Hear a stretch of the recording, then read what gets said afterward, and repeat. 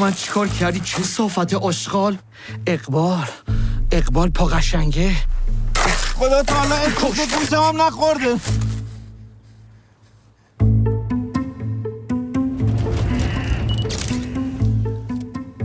پا قشنگه رو پیدا کرده.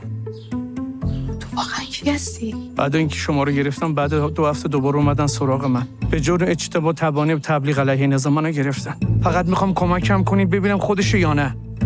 که پاقو را زر آورده اینجا. گلی یه لحظه باز کن دیگه اینا. خیلی خوب. اول باید مطمئن بشیم تنها کسی که میتونه بگه خودش یا نه حمیده.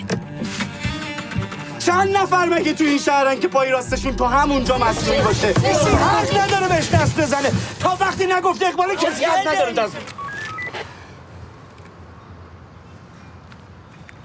خسته نباشید. من کارم عکاسی و فیلمبرداری از عروسیه. اومدیم اینجا 2 تا عکس بگیریم میریم سریع. اینجا؟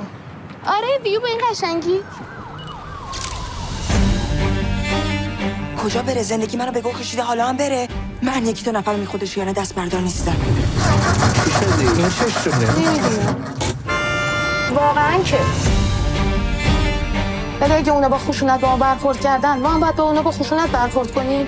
به این 5 دقیقه وقت بدین هممون رو اعدام میکنه.